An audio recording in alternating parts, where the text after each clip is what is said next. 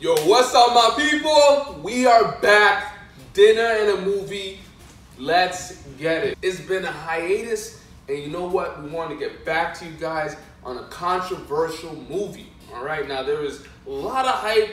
There was a lot of negativity. Yeah, I'm sorry. There's a lot of negativity around this movie. Qualms, introduce what we watched. Well, yeah, we watched Joker last night. Damn, man. You saw me lead up to, like, you gotta go, like, the name. All right, guys, you were watching Joker last night. I mean, that was fucking dance. Yo. Anyways, we were watching Joker last night. Yeah, there's been a lot of talk around this movie. We went in trying to be as objective as possible, as we always do. And, yeah, we're just going to give you guys our thoughts, the good, the bad, and what the movie could have done better. So let's get into it. Yeah, as we're getting into it, ratings, I give this movie a 5. Wait. This is not a non-spoiler free review. God damn, we feel like amateurs. We gotta get back into this shit. This is All right, kind of a little different, but yeah. This is not spoiler. So if you haven't seen it, I would leave. Yeah, for real. Or you can stay, so you know what's going on. Yeah, pretty much. Yeah. The general vibe. You want to do ratings, right? Yes. I gave the movie a 5.5. Out of 10. Out of 10, yes. I'll give it a 5. I give it like a 6.5, 7 out of 10. It's not. It's one. The weird thing is, like, we'll get into it. Joker himself, I give it like a 9. Himself. Yeah, it's like Joker walking. But like the story as a whole, yeah, I think we 5. should do that, because I know a lot of people, based off the ratings, they'll be like, "Oh, I'm not gonna listen to these guys." They didn't give it a super. It's like, I think Joaquin Phoenix, what he did with the role, 10 out of 10. Story wise, which we'll get into, I can't. This is a movie where it's like I watch it and I'm like, cool, it's a cool movie. Do I think it's a brilliant masterpiece like it's being portrayed by a lot of people on the online sphere? I don't see it that way, and we're going to get into that. So, let's roll the trailer. My mother, she told me I had a purpose. To bring laughter and joy to the world.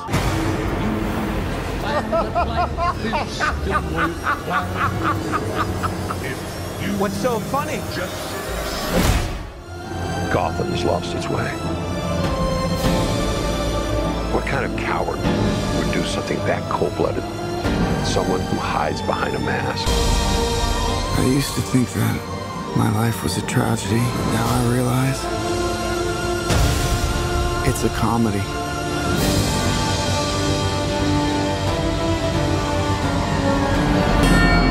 If you just smile. All right, cool. Yeah. You went all 2 minutes into that. Yeah, you guys know when we're rolling the trailer. We just stare. That's what we're doing while we're rolling the trailer. Anyways, yo, so let's go right into it. Yeah, wait. We forgot to introduce the food. Yeah. Oh, just the specialty. We're really, this is what happens when we're... Alright, check it out. Should I? Yeah, go ahead. Y'all can see from here. Alright, so this is what we decided to do. It's kind of our specialty. You go Popeyes, you know we hit up Popeyes kind of frequently. It's kind of embarrassing. But you go there, you order the spicy chicken tenders, right? Then you go to your favorite Chinese food spot. You get the fried rice. We prefer pork fried rice.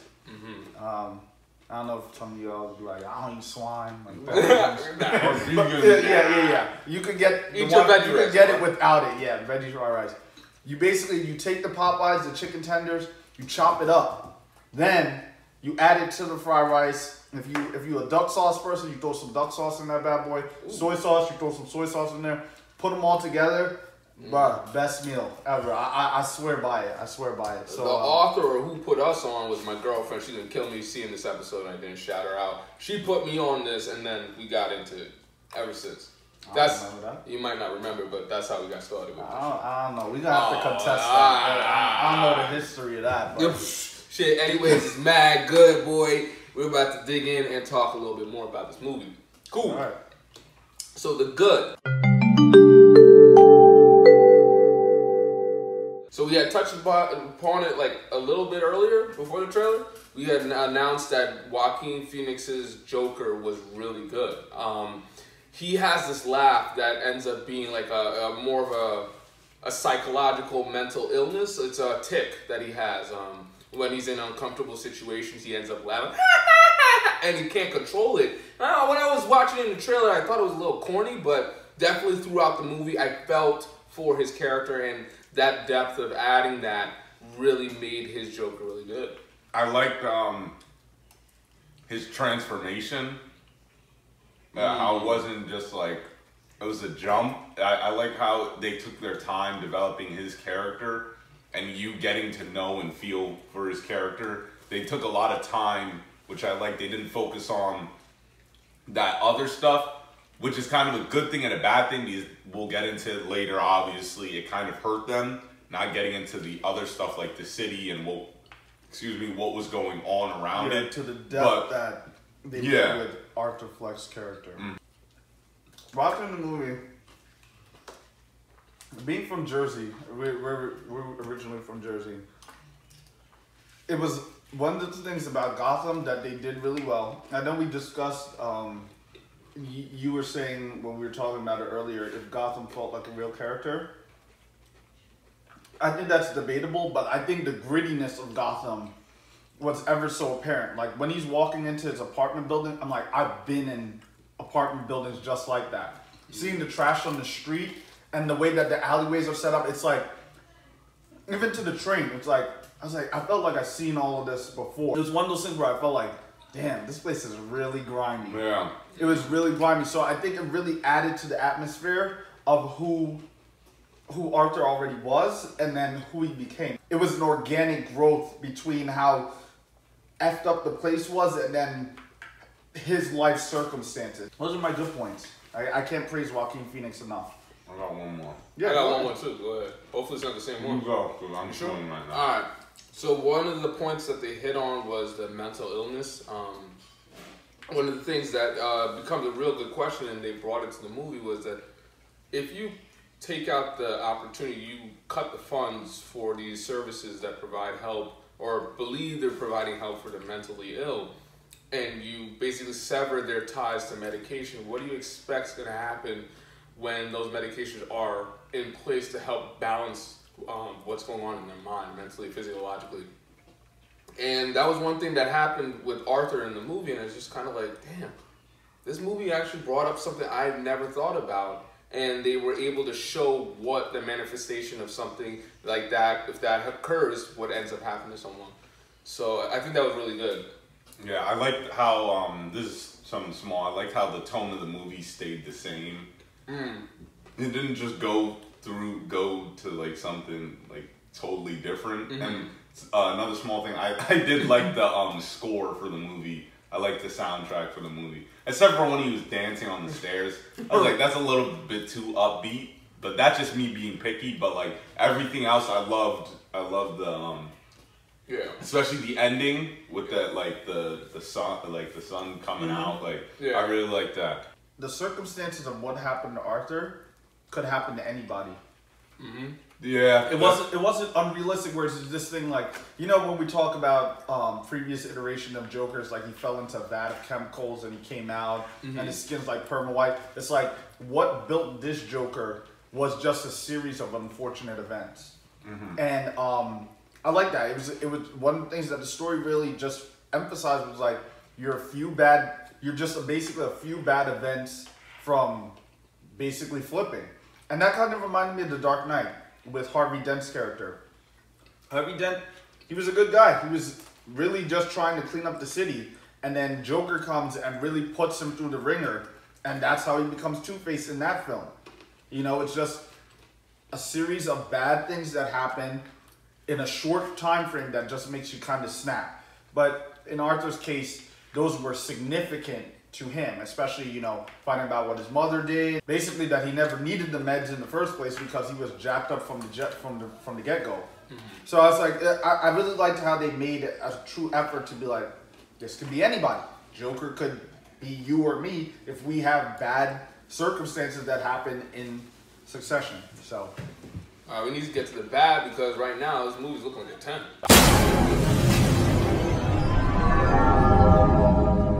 Yeah, so let's get into the bad. So we just covered good. Let's get into the bad parts about this movie because there were some blatant ones. For me, I think the direction of the movie was all over the place. For Arthur Fleck, it never felt like there was anything he wanted from life. There was never a protagonist, well, because the movie was about him, he wasn't the antagonist. The protagonist as him, there was no clear direction as to what he wanted from life and what he wanted to get from life. For me, honestly, it felt like, yeah, you found out he was never happy midway in the movie. But in the beginning, it never seemed like there was an exact direction in what he wanted to get from life. So I disagree with that point. good for you. Then explain why you're wrong. Word. Yeah, word. He makes Arthur's point is that he wanted to exist. He wanted to feel like he existed and people acknowledged and knew who he was.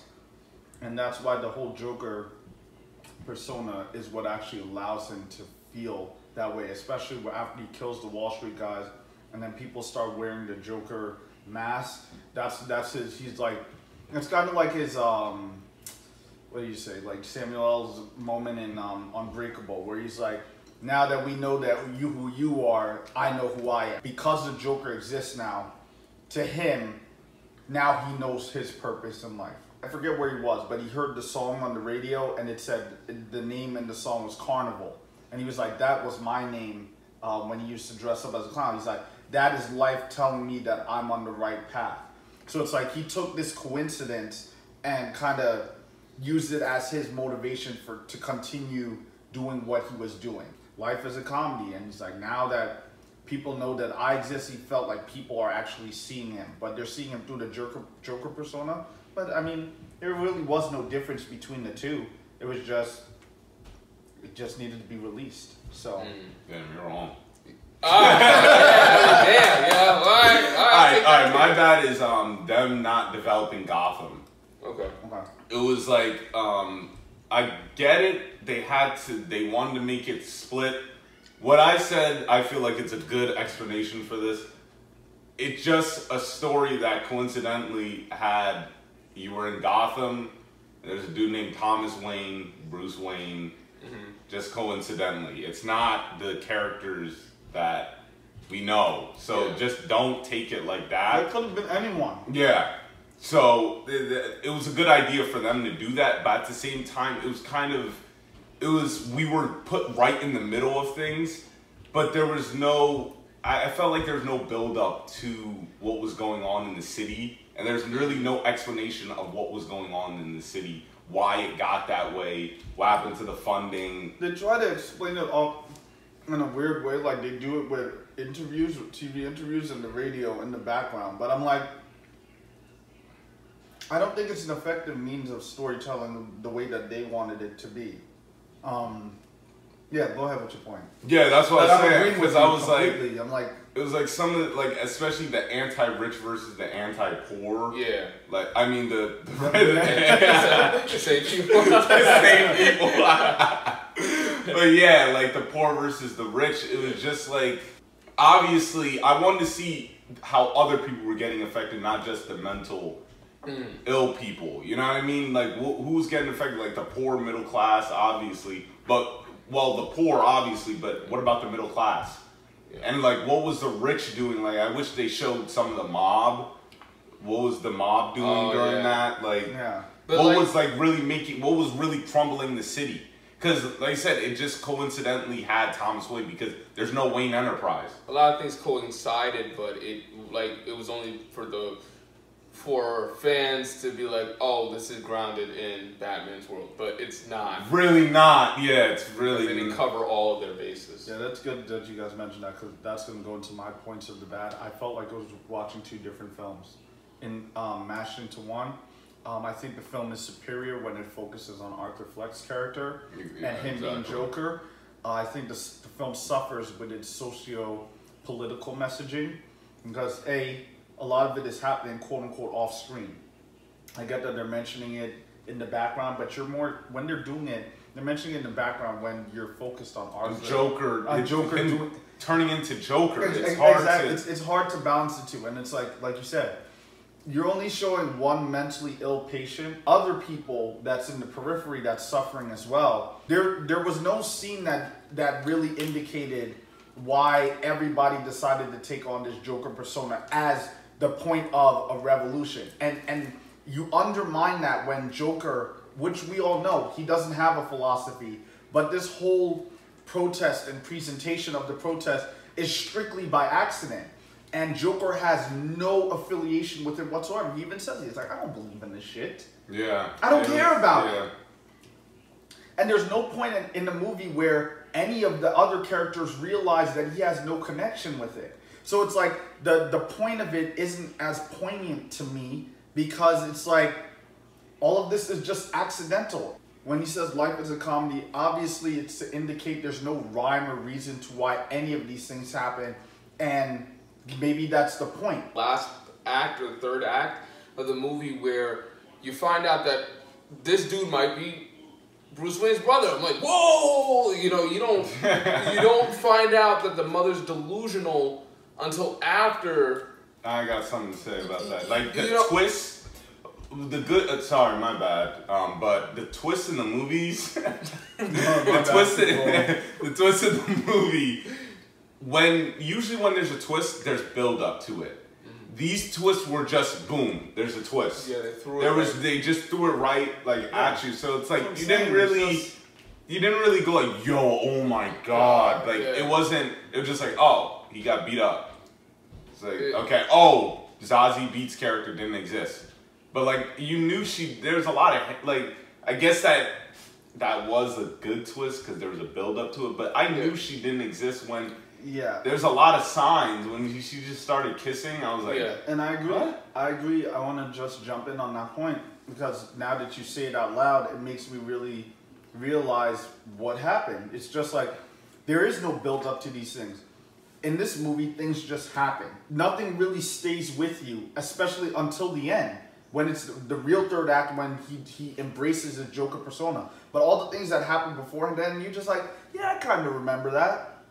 And that's what I feel like you're going to end up with this film, where the majority of it is the third act is what you're going to remember. And I'm like, does that make for a great film? I don't know. Yeah.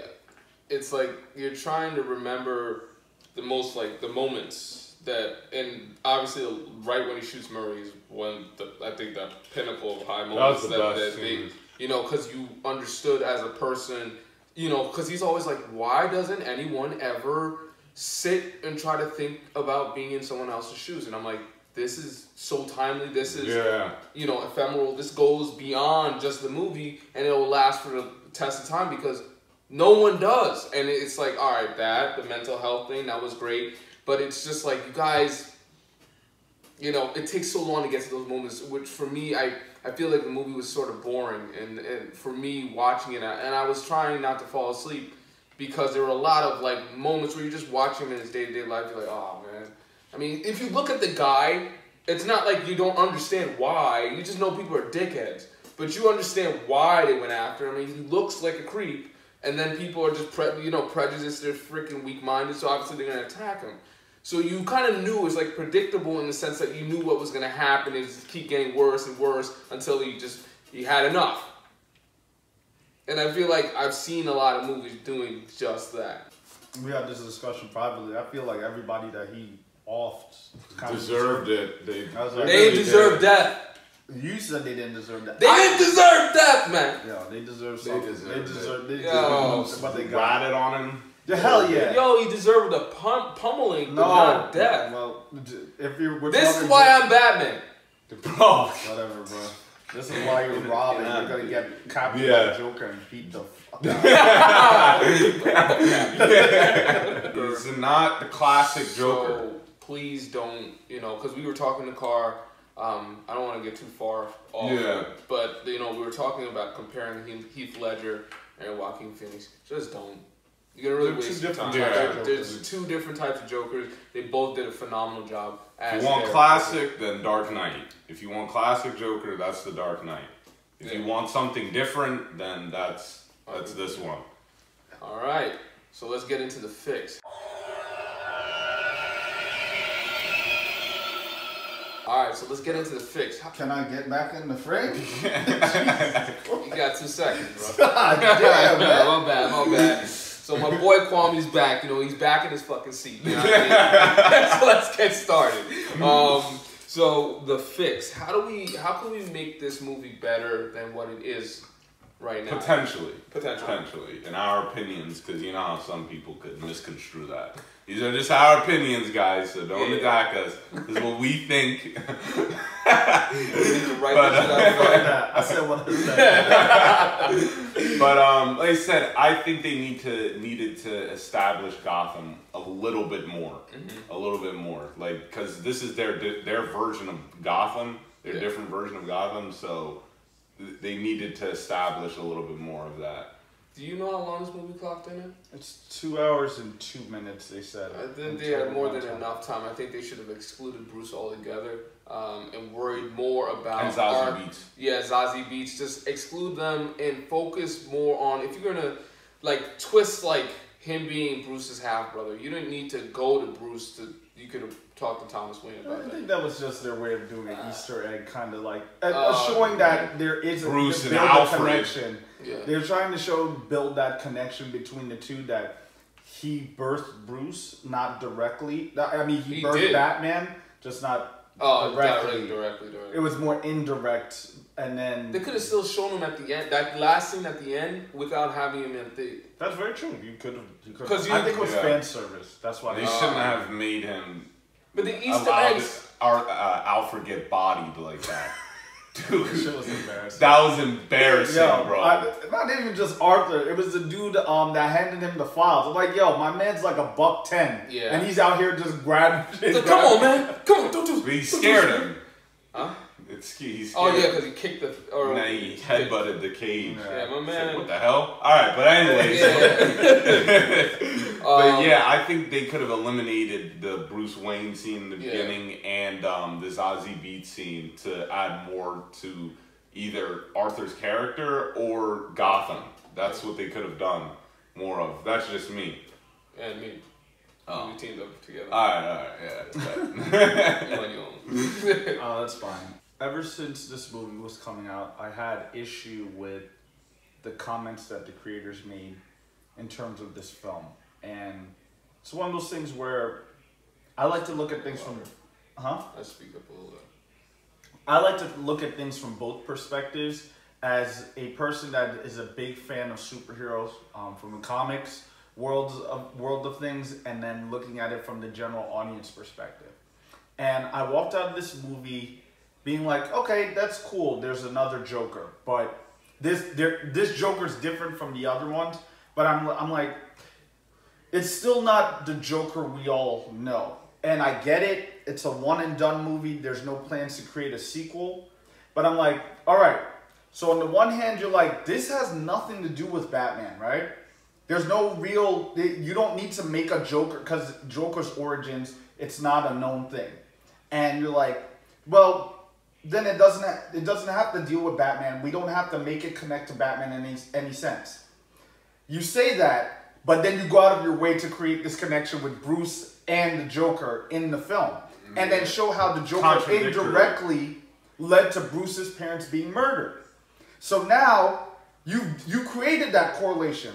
So now I'm watching this movie and I walk out of there thinking, I'm like, yo, there's no way in hell that Batman doesn't beat this dude's ass every single time. This is not a Joker that's a criminal mastermind. This is not a Joker that's super intelligent. This is not a Joker that you could see being the crime prince of Gotham whatsoever. So when I walk out, I'm like, I don't know how I could ever think that this would be a Joker that becomes the Joker that we all, I guess some people would say know and love. Yeah. I don't see the correlation between that.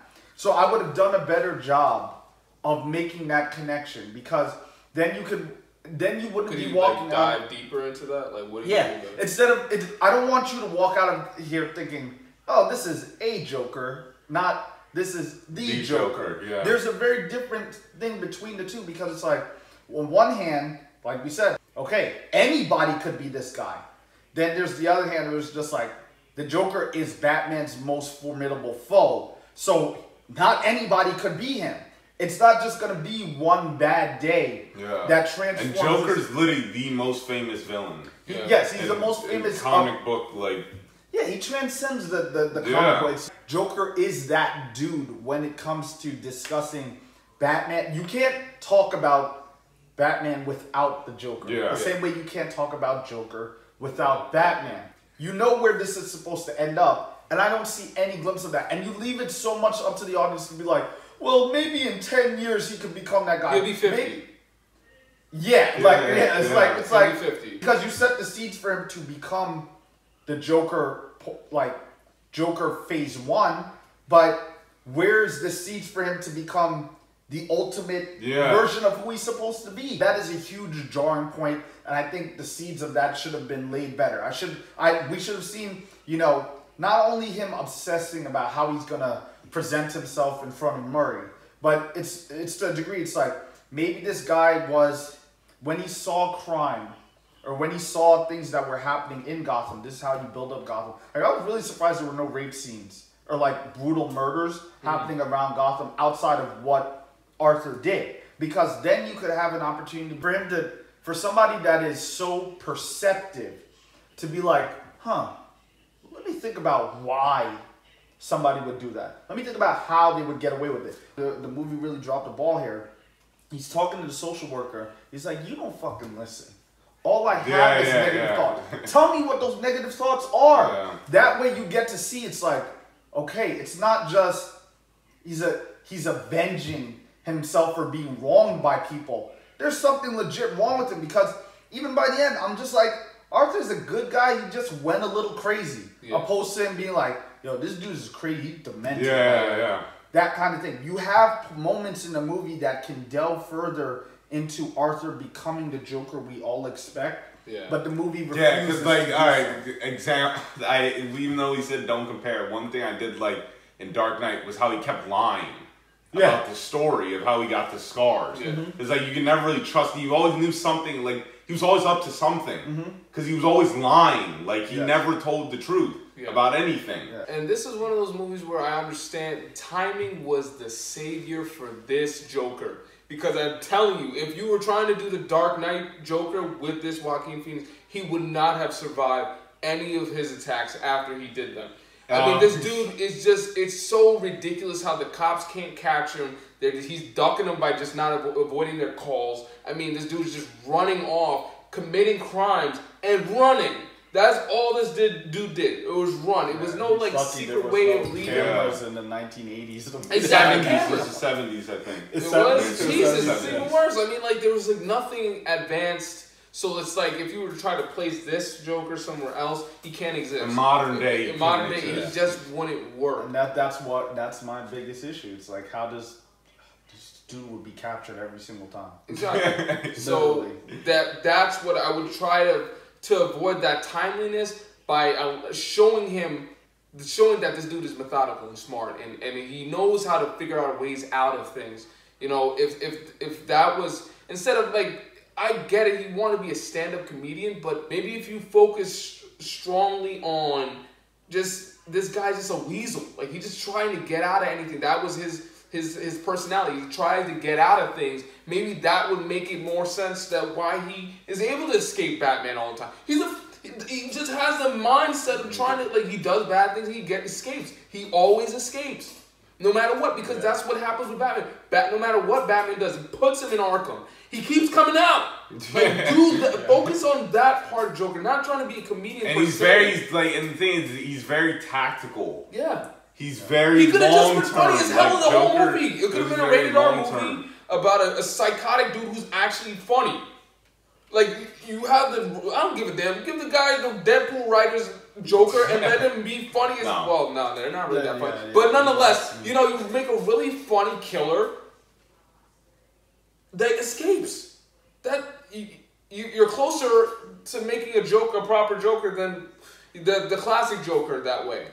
Is what I'm trying to say. And another thing that I would have added to it, is probably my last point in terms of what I could make better. You know how you mentioned Zazie Beetz and stuff like that? It's like, it's one of those things where the movie is literally carried by Joaquin Phoenix playing Arthur Fleck, and there's really no substance given to any of the other sub-characters. Yeah. It's one of those things, it's like, I think the movie would have benefited, especially if we're talking about growing Gotham's character, being able to see how the rich was really affecting the poor, and their point of views was to actually have these characters discuss these issues or show how they were being affected by it, not just Arthur. I think that would have made the movie feel more comprehensive and complete, because Arthur would have been reacting to them and how they're perceiving what Gotham is doing to them. I think this is a movie for the time. Everybody's watching, everybody's like, yeah, woohoo, Joker was a dope movie. Will it be remembered by next year? I don't think so. There's not that much stuff to remember about it. Yeah. Be honest, like you gotta keep it a buck. Like there's not that much stuff to remember about this movie. It's cool. I'm like, it's cool. It's cool. And it's like, honestly, all right. Out of all the Joker lines from like, well, just even from a lot of classic movies, you're gonna remember a lot of lines that they said. How many lines are you gonna remember that Joaquin Phoenix he's gonna say? Like everyone's doing, let's put a smile on that face. Like there's mad quotables from Heath Ledger's at least. You ever Dance with the Devil in the Pale Moonlight? That's from the first Batman. It's just like there's a lot of like lines to remember. Like, all right, Marvel, Thanos. Like, dude, mad people are quoting Thanos. Like, there's a lot of lines to quote from those movies, but this one, because he's butthurt. Oh, yo, Marvel versus DC. But yeah, you guys, regardless, a good movie has a lot of quotable lines. I don't think a lot of people and memorable scenes. I don't think a lot of people are going to remember this movie when it comes down to next year. Yeah, I think it's gonna be forgettable, and that's a shame. But I think this is what I want to give props to. DC. This solo thing might be the way for them to go. I don't like it, but I guess. Yeah. I guess since you guys failed so long, you guys have to do what you got to do. I don't like it, but you do your one-offs until maybe you can find a way to put them all together. Great thing that happened tonight was I went from a 5.5 to 6. I mean, we've shown a lot of bad things, but at the same time, I'm trying to find a level place in my head where I can really put this movie. I'll give it a 6, man. I'm happy doing that shit. If you're a comic book, I definitely think if you're a comic book fan, go see the movie. Like check it out. I think in fact, reading honestly, the all the movies, comic book film fans are like jacking off to this film. The comic book fans, for the most part, they're really jacking off to it. But I'm just like, that's because they love the Joker like that. I'm just like, okay, yeah, he's a cool villain, but this isn't a masterpiece film. I don't see it as masterpiece theater. Yeah. Next DC film is definitely the Batman. I'm looking forward to. Oh yeah. Well, you're not looking forward to Wonder Woman 1984. We didn't even get a trailer yet. Yeah. What is the hell? That's coming out in June or July or something. All right, boys. So what are we gonna be committed to? Because we're pretty much at our ends with here. We've covered everything. What's the next movie we want to see? So it's like I want another controversial movie, but I don't really know. We could do Just Mercy. What the hell's that? Michael B. Jordan, Jamie Foxx. Oh yeah. We'll see. We'll figure it out, guys. Yeah, we're gonna be back at it. Yeah. We're gonna be back at it more consistently. Yeah, sorry. We had a series of unfortunate events with the past too. Yeah. Hobbs and Shaw and Lion King. It was unfortunate what happened with those because we recorded Lion King and all. Yeah, but it just didn't. Just look out for it. It might show up. It might show up one of these days. But at the same time, I think everyone forgot about Lion King, so we might as well just not put it up. All right, man. Thank you guys for staying tuned, and good night. Wow, dude. What an awful outro. Wait, hold on. Run that back. All right, you got it. All right, you guys just finished another episode of Dinner and a Movie. Hope you guys enjoyed. I hope you guys ate some of your own food, created something to watch this, because these videos are pretty long. They're like 30 minutes to like an hour. So we don't want you guys just to be hungry, just watching us eat. So hopefully you guys enjoyed. Thank you guys for watching. We'll see you guys next time. That was really good.